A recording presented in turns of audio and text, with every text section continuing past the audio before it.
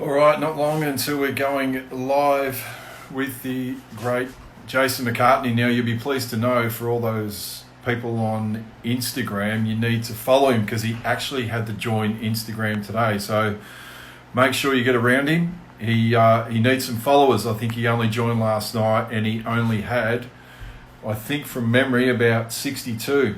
So we need to get his numbers up. I'll just wait for him to jump on the line. All know this man. He played for, where did he start? He started at Collingwood, believe it or not. I think he was maybe even number one draft pick, then ended up at the Adelaide Crows. Matty Keach, he's on the line. Matty Keach used to be a very huge fan of Jace and I. So good to see you, Matty. Hello, mate. How are you? Just waiting for the great man to jump on the line. Got other people wanting to request to be in the video? No, we're only waiting for one person to join.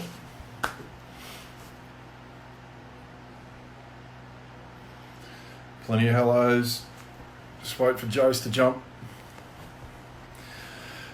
on. Hang on.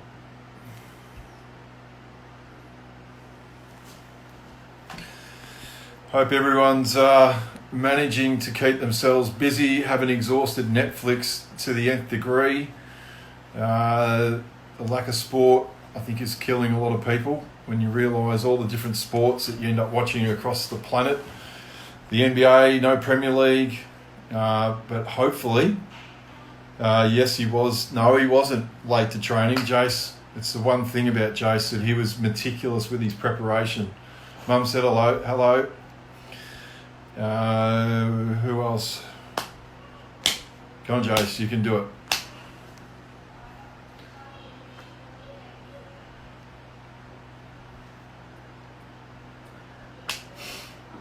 Come on, Jace. He had to get his sons to teach him how to use Instagram Live today, or not Instagram in general. So he had to get his boys to set it up. Hang on. View. Go live with Jace. There we go.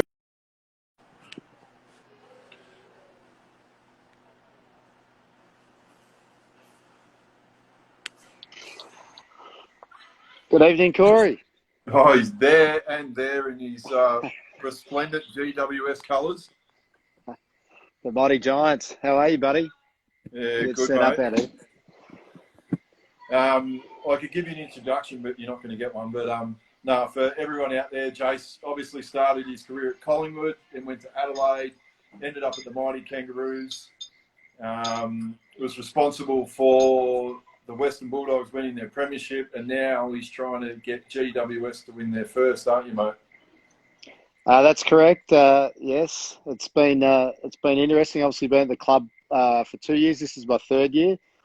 First 2 years in the role as list manager, and now being located in Sydney as the general manager of footy. So, yep, like everyone, obviously everyone's doing it pretty tough at the moment, and yeah, it's a strange situation where this one it hasn't really missed anyone, and yeah, we're pretty well set up for the year, we thought, and we got one game in, and now we've had to press pause for a fair bit of uncertainty for when we do return, but we're confident we will return. Obviously, the players have made a commitment with some salary sacrificing, and also a commitment to play through to the end of December. So we've still got time on our side, and as we've spoken about offline, Corey, when the timing is right and the health and safety regulations allow us to, sport plays a massive part in the community. So it will be great when the time is right, obviously, to get back out there and play. And the players obviously copped a bit of flack for, I suppose, early days. How were the GWS boys in terms of, getting on board and just wanting to see the game survive? Yeah, our guys were great. Like they understood the situation, and I suppose like anything with this, you just want more information before you're going to settle on a decision. It wasn't really a negotiation, this one, because it's what it amounts to. The situation we're in now is actually what the game can afford. So the decision's being made around whether it's pay structures of players or where our footy department soft cap ends up, it's solely based around, okay, what the game can afford. And obviously the AFL's got in a great position where they were able to secure some loans, which really does secure the viability of 18 teams moving forward. And it must have been, yeah, it's a baptism by fire. Like when I suppose you're new to the role that you're actually doing, and then all of a sudden you're thrown into the deep end, and you're going into the home and away season. You think you're getting a great preparation, which the Giants had a pretty good pre-season, but then all of a sudden you're dealing with this stuff. Yeah, you're spot on. We had a terrific pre-season. Like most, talk about how fit and how strong they are, but we felt like we're in really good shape. Probably our Achilles heel the last 3 years has been player availability and having our best players on the track, and we certainly had that. So to press pause on it, it's it's put it in perspective. Yes, it's disappointing on a football sense, but we understand globally and nationally it's much bigger than football. So what the responsibility with myself, and like I've got a team of about 8 or 9 staff now. There's 43 of the football department that are on the stand down provisions at the moment, which is standard across the industry, and probably across most workplaces within this country at the moment. So it's our job to run a program that's obviously remote now. We've got half our players who have remained in Sydney, but obviously with a lot of interstate players, the other 50% have gone back to their families interstate. So they've got training programs where we're touching base with them, more focused on their health and well-being at the moment. And our medical team, our doctor, our sports psych, and our two guys in the welfare department are doing the lion's share of the work, sort of making sure that the players are in a good space. They've still got some structure. And then we'll come together with the leadership group once a week, Leon and myself, and then we get all players together online. Microsoft Teams, the software that's available that we're all using at the moment is great, and we just get everyone together of a lunchtime on a Friday for more lighthearted at the moment, to be honest, because everyone's probably feeling the pinch, players and staff, with what's happening. But as we get more information, we feel it's getting closer to maybe a return to football, then we can start addressing some of the things and education around footy. But health and well-being is the main priority for us with our players and our staff at the moment. Look, great to hear about the Giants, but let's go back a little bit in time. We'll go back to Neil, where you grew up, and what I want to know, because I've obviously spent some time with your family. Now, I want to know how that Brendan and Stephen, they're not blessed with height, and yet you're 6'3". So where did the height come from? You better speak to Mum and Dad about that. I'm not sure what you're alluding to there, Corey. But the boys are reasonable size. I doubt whether they'll be watching. They're not familiar with this technology, but I'm sure the brothers are. Mum's father, Vic, the height was on that side of the family, so that's where that come from. But yeah, look, you think about those days, and it's a fair while ago now, but you've got such fond memories of where you grew up and your family upbringing, and it was great having 2 brothers. Me being the eldest, it was quite competitive. They were quite handy sportsmen as well, but they were blessed, Corey, as you well know. They were blessed with probably a bit more hands-on handyman skills, and I maybe got a little bit more of the sporting genes, and absolutely none of the hands-on skills, and not a handyman trait bone within my body.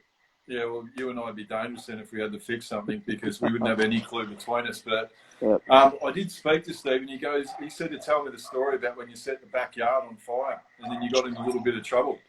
There was an old copper out the back, and I was having some problems getting that fire started, and I thought this little jerry can of petrol could help.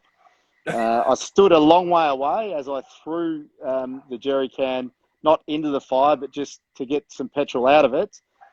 My calculations were slightly out, and not factoring in that when it did catch on fire, those flames would come back along that stream to the jerry can. So I dodged one there, but obviously that was a sign of maybe some things to come for me with my temptation with fire. Now, as a kid, that sort of nearly half leads me to my next question, because as a kid, you did actually barrack for Essendon, Yep. and actually, I'll go backwards first. So you're a mad Essendon supporter, but yet you're obviously courted by Collingwood. So who came up from Collingwood, came up to Nil and did the visit at Mum and Dad's house?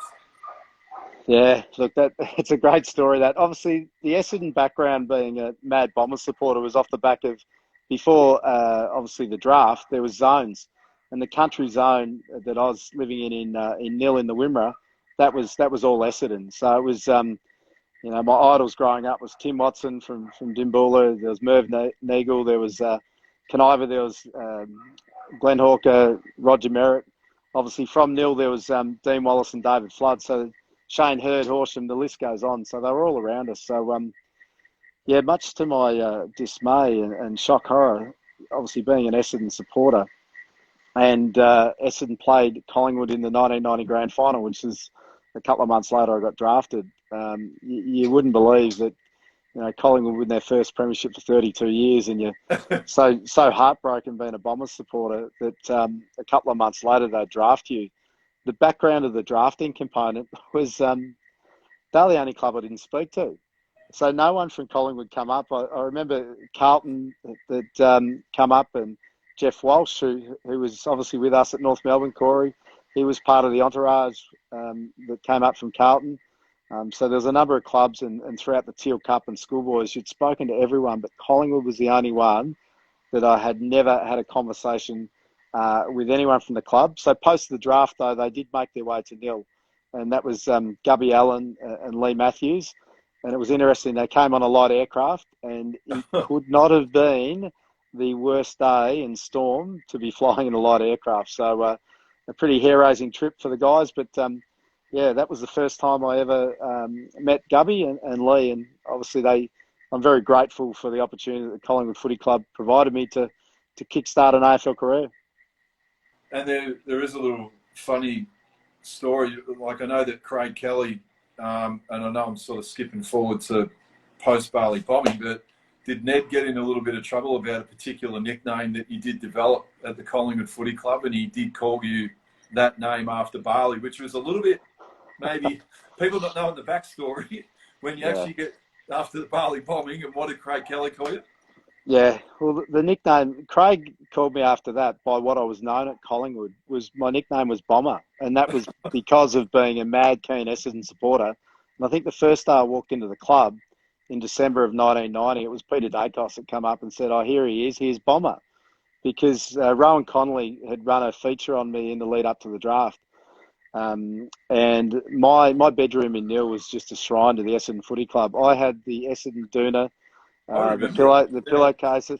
I had the 84, 85 premiership posters on the wall, everything. I even had the Tim 32 Watson duffel coat, which back in the day was a big hit. Now we're really going back. Oh, I remember it, because at that point I actually barracked for Collingwood, so I'm like taking a keen interest. I'm going, who?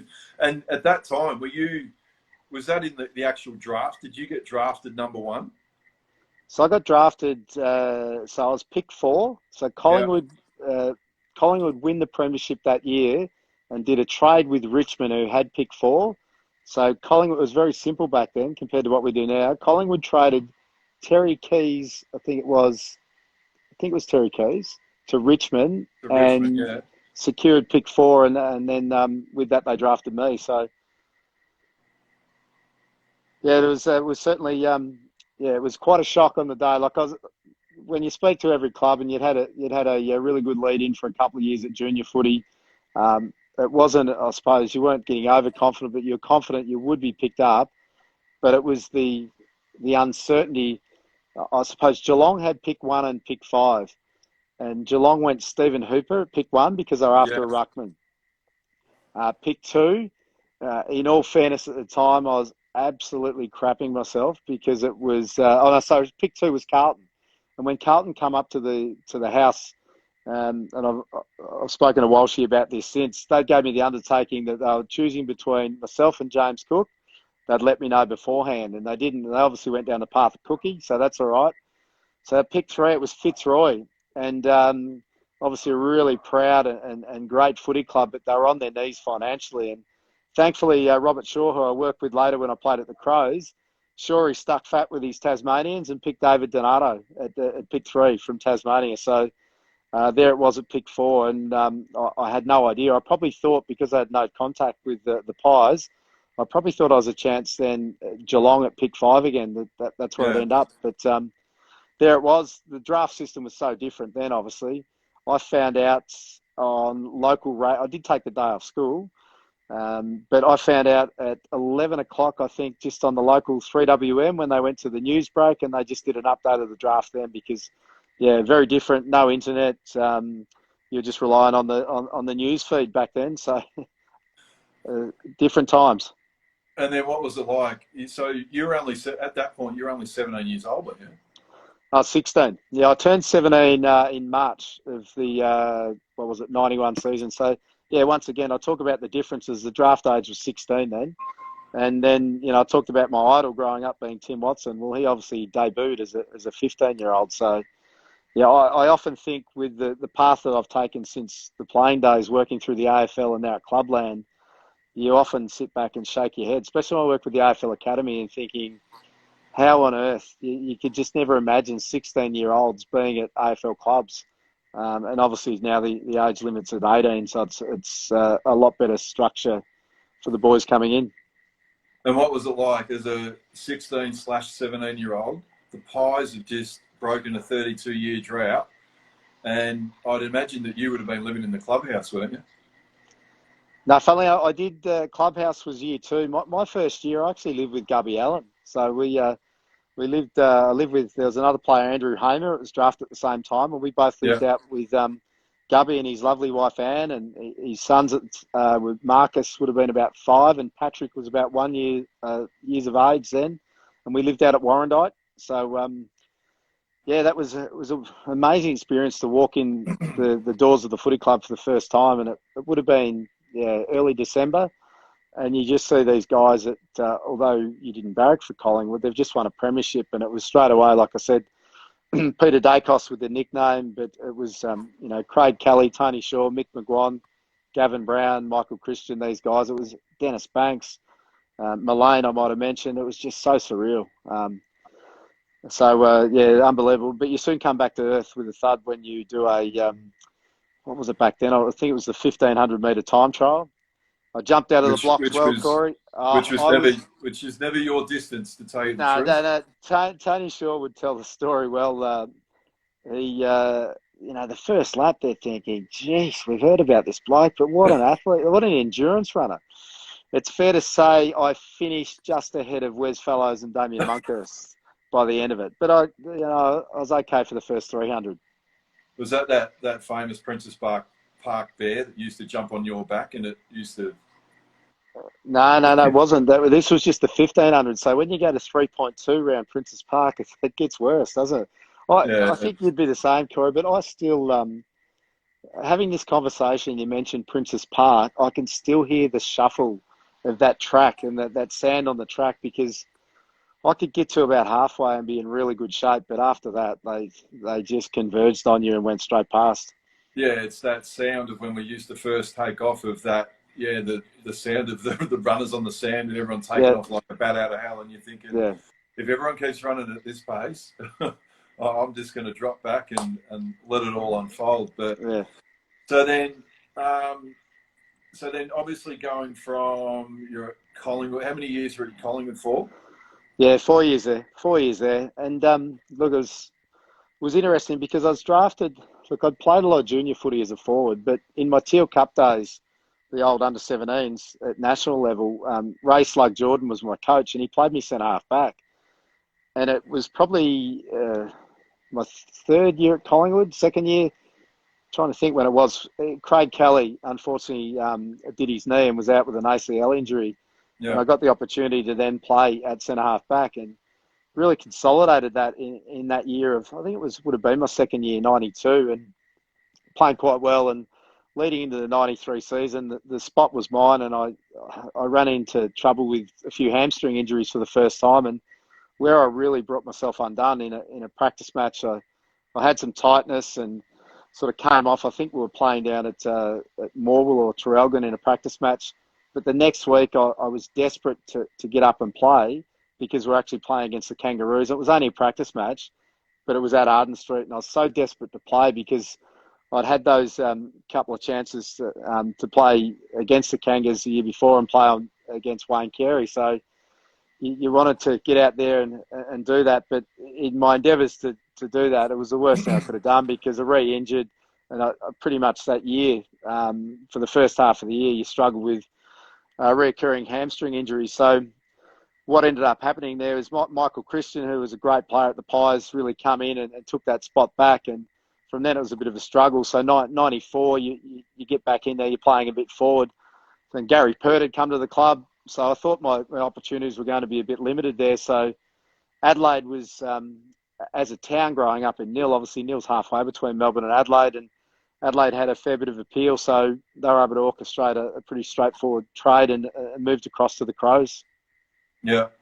And then, look, yeah, I'll probably going forward a little bit, but the battles that you had with Wayne Carey, that they probably started at Collingwood. I think it would have started at Victoria Park when North Melbourne famously, I think they won by 86 points. I reckon that day that you started sort of a little bump and match with Wayne Carey that day, and then that continued on to Adelaide where you'd shape up in Adelaide. Did you just make up your mind that you weren't going to be intimidated by him? Yeah, well, I was never going to be able to match him for talent, so that was obvious. So you got to play to your strengths. Now, as we know, Wayne is an absolute superstar, but everyone's got a healthy ego, and the one thing with Wayne, he was no. Everyone's got a healthy ego, but with Wayne, obviously, his athletic ability was just unbelievable for someone his size. But you could, as I suppose the great Glenn Jakovich, they had some amazing duels. At times, you could get him sucked into the battle of strength and the wrestling off the ball and things like that. So, and there's no doubt he would have had it over me in that department as well. But whilst you engage in that with him and things you couldn't get away with now, obviously, for both of us, it did limit, he still played well, obviously, but it limited his ability to run, which played into my hands a bit more. So, yeah, I do remember that game at Victoria Park. I think that's when Adrian McCadam kicked 9 or 10 or even more on Mick Gafer. And Mick Gafer was known as the human glove. He just put anyone he played on to sleep. So, yeah, when you talk about it now, the flashbacks, it feels like it was yesterday. Wayne had that great ability because I know in your questioning later on, we'll have a chat about boxing. He could really handle himself, and he was the master of the jumper punch too. And there are times there he got you well and truly, but you were winded and you were bruised, you were battered, but you just couldn't show anything. So they were wonderful duels, which probably led to his mum's displeasure when North Melbourne actually got me across from Adelaide to play at the Kangaroos. Well, we may as well go straight forward to North Melbourne now. So you come to the Kangaroos, and then obviously we do find out that Wayne's mum wasn't particularly pleased that one Jay McCartney was coming to the Kangaroos.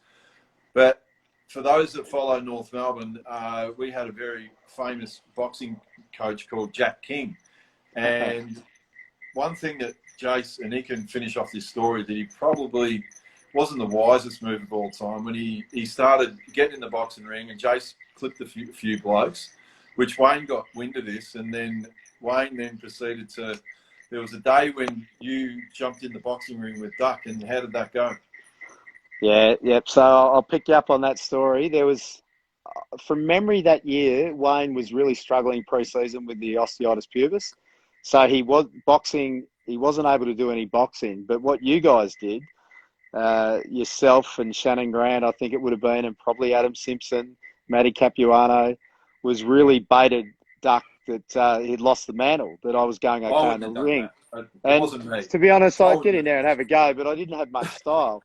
But so you guys goating Wayne, that what happened when he was right to go, he wanted to go, get me in there straight away. And I knew what was coming, and I refused to wear the headgear that Jack encouraged us to wear. So I knew what was coming my way. And in the first round, he proceeded to beat the absolute suitcase out of me. And From there, I fought back a touch and held on, but I was battered and bruised. And what I'll never forget is going home that afternoon or that evening. And, for those out there, and you'd have a massive audience, I think, Corey, but for those listening and watching, when you have a can of soft drink and you just break the top of the lid there and you put it in the bottom of the can when it's empty and you rattle it, that sound, well, that was what my head felt like that night, just rattling. Because as I said before, Wayne, he was a great athlete and he could certainly box. So, thanks very much, Corey, Shannon Grant, probably Anthony Stevens, Adam Simpson, Matty Capuano for really goating Wayne to give me a hiding. Hey, I will make mention, I don't know whether you can see it come up on your feed. Yeah, another famous number 5 that just come up on the screen. I did see that. The great Stewie Anderson. Stewie's online. Little Stewie, old helicopter head. Great name. Now, I'm sort of fast forward because I'm conscious of time and want to keep things moving. So, 99 grand final, obviously disappointing. Wasn't I remember being out on the ground, and then when you've gone and spoiled Clark Keating, it probably didn't help. I know the terminology that you use. It probably didn't help that he bled like a pig. But yeah, take us through. Well, won that moment, but then obviously you got grand final week and missing out on playing in the premiership, which you 100% would have played in. Yeah, look, the most disappointing thing with all that is I think a lot about the year before, to be honest, when in 98 we were by far and away the best team, and we blew a wonderful opportunity in the second half of the grand final against Adelaide. So, and even in my position after spending 3 years at Adelaide, just how difficult that is to be out on the ground when I'd watched my mates in 97 at Adelaide win when I wasn't selected. And then the next year you're playing, you think it's my turn now, you've had your turn, and you blow that opportunity. So, 99 was obviously a terrific year for us as a club. Probably we weren't the best team that year, and Essendon were, and they obviously didn't even make the grand final with what happened in the prelim. So, to the story getting reported, I did what Mick Martin never did for any of us, and I covered Mick's man. Mick was a great player, obviously, a great of our footy club, the Kangas. But he had his man covered and his man only, as you well know, Corey. And I covered for Mick, and it was Clark Keating. And it was just, I had this shocking technique against the bigger players, generally the ruckman actually, that I'd play on when they'd rest forward, this round arm spoiling technique. Obviously, playing under Dennis, it was always, you had to make a contest. You had to, make your physical presence known. So I knew I was going to be late. I thought with that swinging action, I honestly thought I'd hit him in the top of the shoulder and let him know I was around. What I didn't know was when he marked the footy, he dropped straight to his knees, Clark did. So that shoulder, when he's not landing on his feet and he's dropping to his knees, obviously becomes straight across the bridge of the nose. And as soon as it happened, I knew I was in all sorts because, regardless of how, I knew I'd get suspended. And I got 4 weeks, which obviously I'd had some run-ins prior, which probably the bit of loading on that gave me 4 weeks. But the reality was only 1 week that mattered, and you missed out on a premiership. And the irony of all that is I only ever did miss one game because the following year I was able to serve it in the pre-season competition. So I was able to play in practice matches before those games. So I actually only missed one AFL game. And it was a grand final, which was ultimately a premiership. And I'd played every game that year. So picked the wrong time and wrong place, but it's my own fault in the end. Yeah, and then I suppose you're not to know, what was to happen a few years later. And just, I suppose it was pretty surreal at that time, like in regards to Bali, that on the night before, just as a bit of a backstory and information, Jace, I had a rather large weekend in a boys' weekend in Sydney, and on the Friday night, Jace and Mick were in Sydney because they were getting a flight out of Sydney to go to Bali on the Saturday morning, and we even joked with the boys that we're going to kidnap them, we're going to make them miss their flight. And unbelievably, Jace and Mick were very disciplined because they wanted to get to Bali, they wanted to be fresh. And then, next minute, Jace and the boys are off to Bali. And look, I even knew, as soon as obviously everything transpired and, the whole everything had gone down. I remember hearing the information. It was very early on the Sunday morning in Sydney. And it was a couple of the questions I did ask straight away, because I knew our routine when we go to Bali. I knew it back to front that you would have had beers during the day and you would have gone and had dinner, and then, inevitably, that you ended up where you did. What was, from memory, how massive was Mick, and being able to have someone there big and strong like, Shrek? Shrek, yeah. No, well, first thing, Corey, Mick and I were very disciplined on the Friday night in Sydney. And the reason we were disciplined, you might have forgotten that part, we'd just been on a footy trip in New Orleans, and we'd flown in from New Orleans. So we're a bit tired, it's fair to say. But yeah, look, Mick, I've spoken about it a bit. Mick was, to be in that situation, you never imagined you'd ever be in that situation, that's for sure. But yeah, Mick was quite amazing. Obviously, the random nature of it all, being there with Mick, and obviously a great mate of ours from Perth in Peter Hughes, and Pete's mate in Gary Nash, who we only met that night at dinner. But the random nature of, you can be standing in a group like that, and three of us to be extremely badly injured and burnt, and a lot of shrapnel wounds, and then one there in Mick, who's right next to us, who minimal burns. So for him, it was so good, because he's, as bad as it was, I was able to make, I don't know how, but I got myself out of there. But when I got out the front of where we were, which was obviously Paddy's Bar, I'm looking at this building, it's ablaze and tumbling down, and all I could think about is Mick, and Peter in particular, and then obviously Gary, who I just met. But it was probably only a minute or so. It felt like a lot longer, and this image of Mick just appeared through the smoke and rubble, and that's why I'm so thankful. Obviously, Mick had some minor injuries, but I just don't know what I would have done if it would have been left to my own devices and where I would have went. So once Mick got out, he saw me, and he didn't know exactly what had happened either, but he dragged me up the road as far as possible, because I couldn't run too well, because I had some really bad shrapnel wounds in my lower leg, so in the calf. So I just remember in his desperation trying to get in a car, like in a taxi or anything, but it was just, those streets are very congested at the best of times. But after what had transpired, it was just chaotic. So I remember him trying, and he's just having no luck, and then he just grabbed this Balinese guy who was on a moped, a motorcycle, and I think he slung him some money, and he just threw me on the back and said, take this guy to the Hard Rock Hotel, and because that's where we're staying. People are probably sitting there thinking, geez, why would you go back to where you're staying? You've just been in an explosion, you're badly injured. But I'd been to Bali on 10 occasions at that stage. I think Mick about half a dozen, and Mick's wisdom was spot on. None of us knew where a hospital was, but we knew, and Mick knew, just get back to where we're staying at the Hard Rock, good hotel, a doctor would be on duty. And Mick, true to his word, was right behind me on the next bike. So yeah, I'm forever grateful that, to have Mick there to be able to help me and guide me to safety.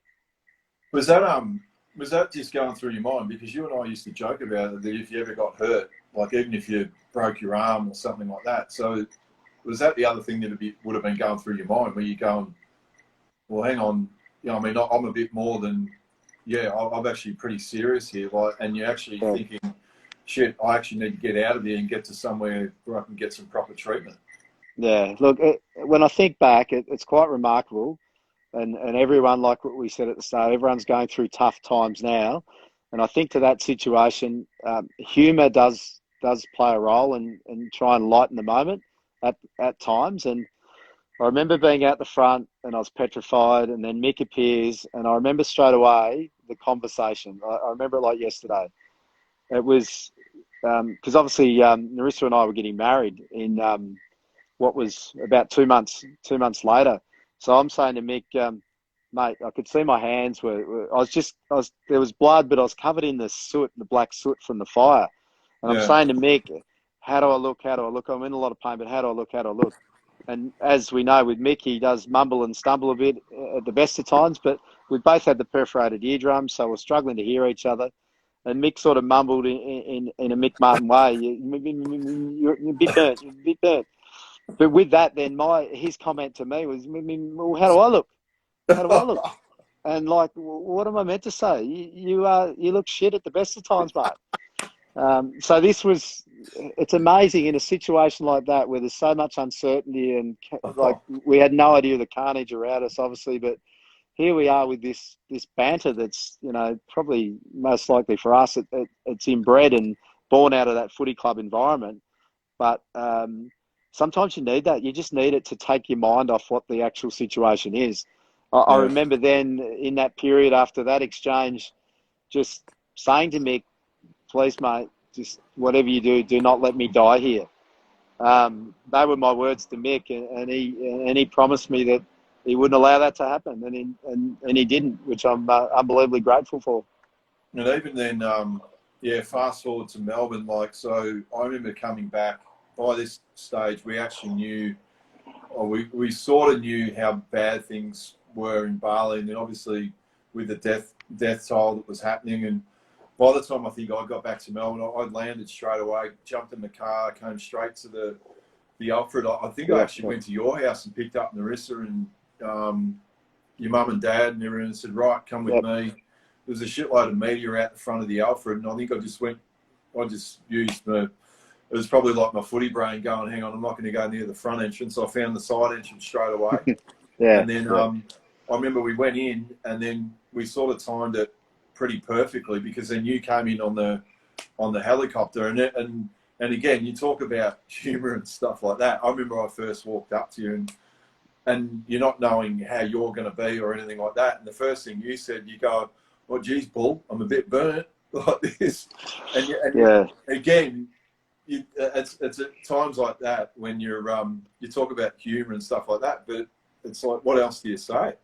Yeah, exactly. No, like I said, I've said a couple of times, I've got such strong memories of all that. So it was Tuesday morning. So I think I eventually left Bali early hours Monday morning, and the Hercules plane, pretty slow and steady flight to Darwin, half a day there. And then it was from there being flown back and landing at Essendon airport there and straight into helicopter and into the Alfred Hospital and on the helipad and into intensive care there, where it was, obviously I'd had some operations initially in Bali and some wonderful care in Darwin, but then it was into the Alfred. And remarkably, like, I knew nothing about burns, and I knew I was in a bad way, but I didn't know exactly how bad. But what I thought is the relief of being home, even when I was in Darwin, being in Australia and the wonderful medical facilities we have. But then getting to the Alfred, I just relaxed and thought, well, I'm in the best hands. It's one of the world's leading trauma hospitals, and I'm also now, it's home. You're there, Narissa, family, friends. You got that great support, but blatantly obvious that I had no understanding or any idea there that then the real battle would begin in this next 2 or 3 days.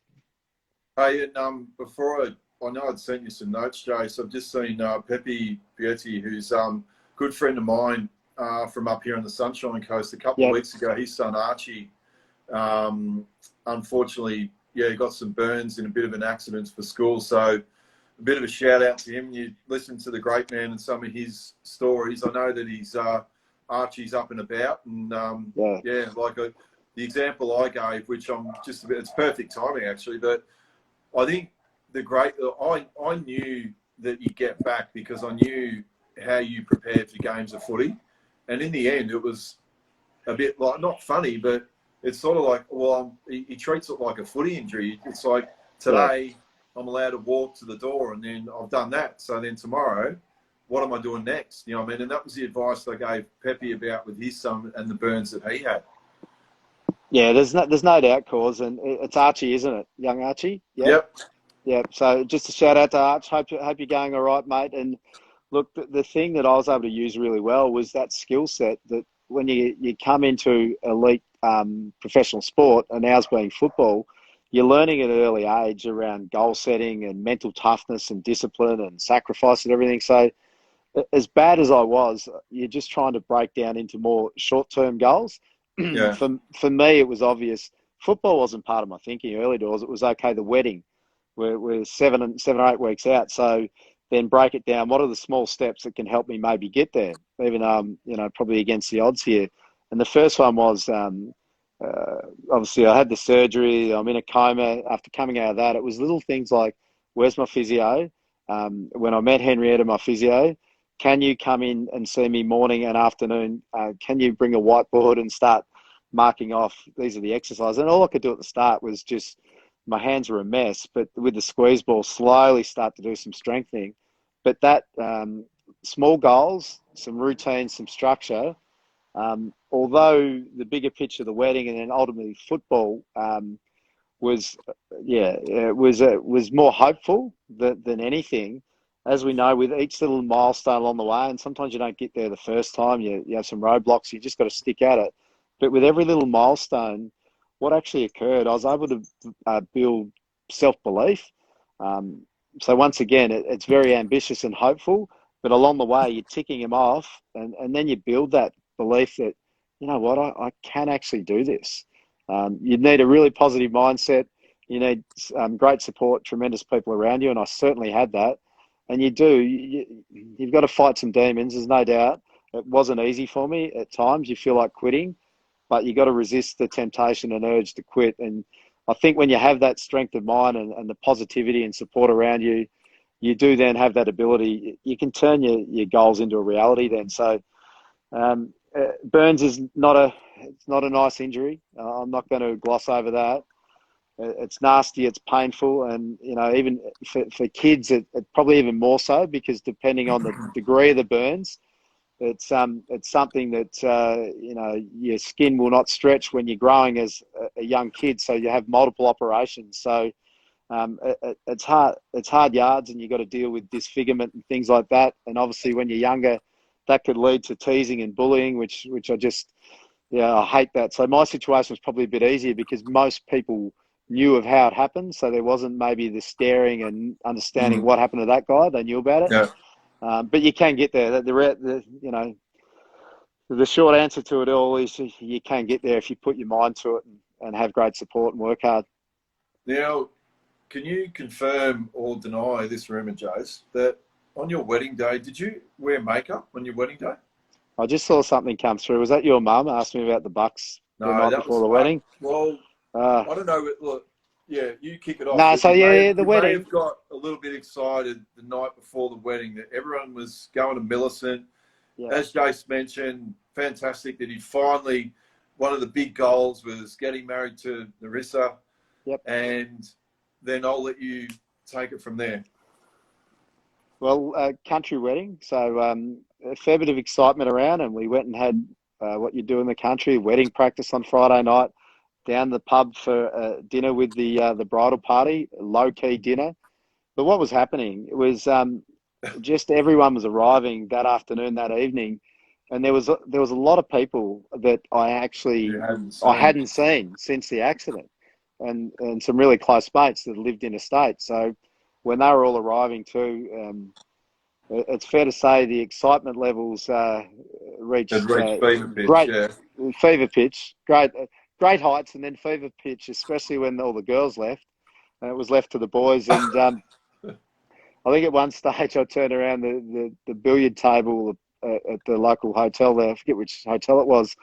That turned into, there was a slips cordon, and the boys were flinging balls around. It was out of control, but it was just wonderful excitement to see everyone again. And I'd also, because I've been in that coma for a week, the dosage of the medication was so high that after that, I didn't drink much at all. But I found when I did have a couple of drinks, or maybe 4 or 5 max, there was no sort of ill effects at all.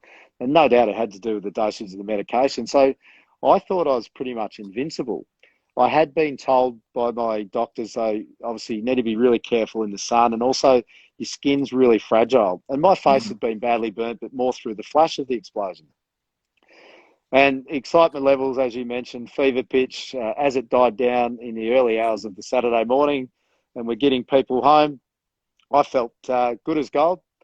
Went to bed, not a problem. Woke up in the morning, I went to the bathroom, walked past the mirror and saw my face and thought, my goodness, what has happened? And what had happened, the skin is fragile, and unbeknownst to me, I had been a bit unwell during the night. and in my endeavours to get rid of a bad tenant, I actually burst a blood vessel in my face, and as I'd slept all night, it had actually bled and drained down. I think it might have been maybe the right hand side of my face. So my right hand side of my face was purple. So Con Metropolis, our North doctor, he was flying in Saturday morning. So I had him on the phone. As soon as he arrived, he's come around and he said, "There's not much I can do for it, really, mate. Keep using that ice pack. You probably shouldn't drink." So a couple of mates from Millicent, Mount Gambier, they proceeded to pass me a drink. And my brother Brendan's advice, I think, was, "Well, Jace, there's still a lot of people who are going to be at the wedding day today that haven't seen you since what happened. They know you're pretty banged up, so they'd think you'd be looking shit anyway." And I said, "It's not the case, because I was all right." Well, then, So all I could do then, Cause, is it's fair to say we got great value out of the girls' makeup artists for Narissa and no, well, that was the the bridal plan that party. we hatched the plan to go, right, we'll get the makeup artist. Narissa won't even know. We won't even tell her. We thought we'd pulled one of the great all-time. She didn't know. Unbeknownst to us, she knew all the way along. Yeah. Well, look, it worked well. It worked well for the ceremony and that. But as the time passed by during the night, the makeup starts to disappear, and the what was like a large birthmark was reappearing. So I learnt my lesson, but I felt all right. I wasn't hungover or anything. So obviously that medication had worked, but there I was with a mark that stayed for a fair while. And look, I'll fast forward to, you finally got back to playing footy now. As a bit of a side story, obviously it was a bit of a process to get back and playing. I was actually living in Port Melbourne, and one of the distinct times I remember Jace trying to get back to play footy, he came round my house after he'd played a game at Port Melbourne. Now, this particular day at Port Melbourne, I'm pretty sure it was like 25, 26 degrees, like one of those real warm days in Melbourne when early in the year. Yeah. And I remember he came around my house and he proceeded to take off the skins, and then had the skins on his legs. And at that time, and then you can probably either back this up, but even though it looked bad, like when he took it off, because you basically broke all the scar tissue, it looked horrible. Like, didn't look horrible, but there's blood everywhere when you took it off. But in the end, it was probably the best thing for you because it broke up all the scar tissue. Yeah, it did. It wasn't great. Obviously, the issue I had was, footy, it's body contact sport. Like you said, it was hot, and I had pressure garments, both arms, both hands, because they were a mess, and both legs. So over the top, I wore the long sleeves for just more protection, and had the footy gloves over the top. But the reality was, every time you'd make body contact or you'd hit the ground, I would break open this grafted skin, which Dr. Con Metropolis would attest to this. Again, it's not ideal. So, yeah, that was just an ongoing process around that, which, when I think back now, and it comes back to this fact of being so driven and being goal focused, it was painful, but I hardly remember it because I had such intent to be able to achieve those goals of back playing again. So, and it's interesting, Corey, you mentioned Port Melbourne, and obviously North Melbourne's affiliate, our reserve side at the time, was Port Melbourne. And we talked about the great Stewie Anderson before, who popped up. I think from memory, one of the real crossroads that I came to in this ability to get back and playing at Port Melbourne. I've been playing really well in the VFL. I thought I was ready to go, and we're playing Box Hill, the Hawks, and I think Stewie was playing there at the time, and I hurt my calf that day, and it was the one I had the shrapnel wound in, and I remember going home that night, and I reckon I would have spoke to you and Peter Hughes, and I think it was Anthony Stevens, and also and Glenn Archer. That was probably the lowest point I got to in the whole recovery. I was talking to Narissa, and I was about to quit. I was just processing in my mind everything in my life really as an AFL player, that the premiership eludes you virtually through my own fault and being suspended. You go on holiday and this happens. Now I'm so desperate to get back and play again, and I'm doing everything right and it's going really well. Maybe it's just not meant to be. But once again, that wonderful support, yourself and others, and Narissa in particular, and Hughesy in Perth, were able to talk me out of it, and putting it into perspective, it's just a calf injury, hang in there. And I only missed probably 1 or 2 weeks. And it was in that time that was a light bulb moment that I was still able to train a lot, but I wasn't getting knocked around. And that's when I realised, yes, I'm still going to get back and play, whenever that might be at AFL level. But I come to that conclusion in that couple of weeks that I just couldn't keep going and keep playing. So instead of a return to continue my career, it was then a mindset of I'm still getting back, but whenever that is, ultimately it will only be for one game. Yeah. And then, well, obviously going to that one game now, I'm pretty sure I have told you this before, but I remember I was at Carlton at the time, and we obviously, couldn't get to play with each other in that game because I'd left the club. And Yep. I remember I was lucky enough to go down in the rooms before the game. I remember seeing you just before you run out, and I sort of was trying to make eye contact, but not. And I think you were a bit the same, where you're going, "Yep, it was a real blokes. Yeah, no, I'm right." Certainly was. I couldn't imagine what it would have been like if we were both playing in the same game, like how emotional it would have been. But then for me, the funny thing is, what I did, I actually went up into the seats. I watched you run out, and then once I saw that, I went home because I just went, you know what, for me, after watching everything that you'd been through and the preparation and everything that went into it, you running out and playing, well, that was it. You know what I mean? I did probably regret it a little bit when I seen you kick the winning goal. That was shit. But mate, to be honest, you didn't miss much for 3 quarters because I didn't do much. Yeah, I know. I remember every time you went for a run on the bench, it was like Farlap coming around on Melbourne Cup Day. What about footy back then? No rotation. Spent the whole first quarter on the bench. Dean Laidley, if you're listening, thanks very much. That was great. No, but you talked about the story in the rooms. Yeah, no, it was. I still do actually. I get quite emotional at times, and I was really struggling when I saw you. Obviously, Mick was on his farewell tour at Carlton to get to 300 as well, so he was over in the corner. Peter Hughes, his son Lee Hughes, my father Ian, brothers Brendan and Stephen. And I couldn't look at you guys for too long. And even when I ran out on the ground before going through the banner, Dad was there to shake my hand. And I've seen footage of that. I pretty much shake his hand when my head's turned around the other way because I just couldn't look at him because, it was way too emotional. Yeah, and look, obviously, I remember, you rang me during the day, and the other thing that's obviously going through your mind that this is it. You know what I mean? Yeah. We all knew that you were going to finish. And, that's the bit that I think would have been emotional as well, to go, okay, I'm seeing these people that run my journey, but then, hey, I'm also knowing this is it. This is, I'm cooked.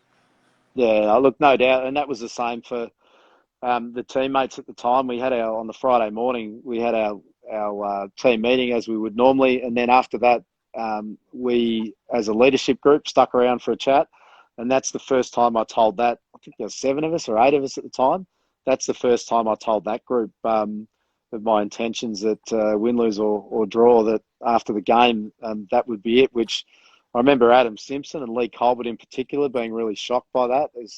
Probably was struggling to come to terms with why would you come this far and then obviously only play one game. But, I knew where I was at. I was at a good level of fitness, but I was nowhere near 100% fit. And I just realised throughout the process and an understanding of the severity of my burn injuries, it was probably going to take, in all honesty, a couple of years to get anywhere close to, 100% healing.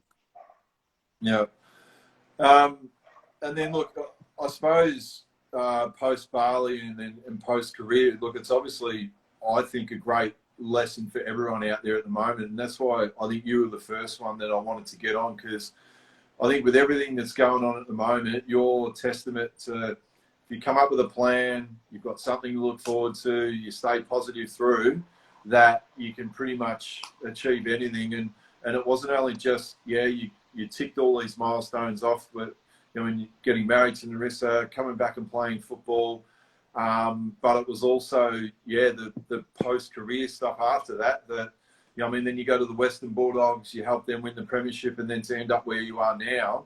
I think it's a marvellous lesson to anyone out there. If you're going through a tough time, that, hey, it may be tough now, but if you can, you come up with a plan and a strategy, be positive and just work your ass off, anything can happen. No, you couldn't have said it any better, Corey. That's the reality. And I think for any of us, obviously, that played at North Melbourne through that era, we've taken great life lessons away from our master coach at the time in Dennis Pagan, who was a wonderful mentor to us all. The reality was we probably just didn't realise it at the time when he was our coach, just the profound impact that he had on us all. And he had a lot of, basic fundamental philosophies of life, which when you do move away from the playing field, you just apply them, and they just stand true. There's no doubt about it. It is the positivity. Surround yourself with good people. Have a plan, and it's hard work, and it's knowing that you're not. I've said it a few times. You're not going to get there and make it right the first time or the second time. You just got to hang in there, and you find a way. And that's a great thing we learnt playing in that period at North Melbourne, which for me was 6 years. But and no disrespect to the rest of my career, Adelaide and Collingwood were wonderful, but North Melbourne is the place I look back on the fondest memories and what you call home, just because of that era we had together and the closeness of the group and under the great Dennis Pagan. Now, Edith Wolf had asked me a question, and when you talk about home, this is a very interesting question, I think. Which teams do the boys go to under father-son? Yeah, great question. So shout out to Lucas and Aiden because they are all over Instagram, so they'll be listening. I think my brother Brendan, I didn't know he was up with this savvy technology, but he's online too. So the boys are father-son to North only, even though I played at 3 clubs. So it was 182 games in total, but 107 were at the Kangas. So the boys are great. They've still got a soft spot for the Kangas, obviously, but they're well entrenched in the charcoal and orange at the Giants at the moment. But yeah, they do love the Kangas as well. Look, before you go, a big thanks from me. There's a couple of people I said I'd give a shout out to Matty Keach. I said that I think as we come on air, I was actually talking about Matty Keach. He used to be a huge fan of ours. It didn't matter where we were. He was always there. Even if we both played like rubbish, he always said that we were best on ground. Yeah, great young man, Matty. I got a text from Matty late this afternoon, so shout out to Matty. The other one was Archie. Good friend of mine, Pep. Obviously, he got burnt a couple of weeks ago. But I tell you what, as good as Jace has been, what I saw with Jace, I've heard stories from Pep, Arch, that you've been every bit as good. So you keep doing what you're doing, and I think you're going to be fine. So I'll tell you the other thing too, Corey. It's great as we're chatting away, just having a look. It's just a trip down memory lane. Some of the comments and the people that are appearing on there, they're wonderful people that you just haven't seen or heard of from a long period of time, and you're just reading some of the feeds, and you sort of your heart warms and you're chuckling inside. That just takes you on a great trip down memory lane. Well, that was really a part of one of the things that I wanted to do with this. It's sort of like, there's a lot of people out there doing it tough and whatever, and if they can hear from some of the people that they look up to, and obviously you were able to do it at the most extreme, but if they can take something out of that and take it in their own lives, but they can hear a couple of old hacks talk a heap of shit, well, exactly. It means we've done our job, Jace. Correct. No, well done, Corey. Your interviewing skills have definitely improved since the playing days, that's for sure. All right. Well, a big thanks, Jason. Then I think next week, actually, Brendan McCartney, hasn't he become savvy? Look at that. Mum and Dad are watching. Mum and Dad are watching. Hello, Jan and Ian. Jan and Ian in isolation in nil. Yes. Big shout out to Mum and Dad. Yeah. I don't know how. Brendan's obviously with them because there would not have been a snowflake's chance in hell that they would have been able to see this otherwise. So hi, Mum and Dad. I would have thought Ian's real big on Instagram. I would have thought. Ian still has a fold-out Nokia phone, Corey. I think. Who else? Are there any other hellos before we get off, Jay? Shout out to Nanny Jan and Pa. That's Lucas and Aiden on there. So I think we're well covered, mate. So yeah, no, great to spend some time with you and everyone that's posting some comments, and everyone stay healthy, stay safe, look after your loved ones, and no doubt There'll be some brighter days ahead once we all get through this. But yeah, we need to lean on each other, and obviously we're doing that now, but through technology. So stay safe, take care. Thanks.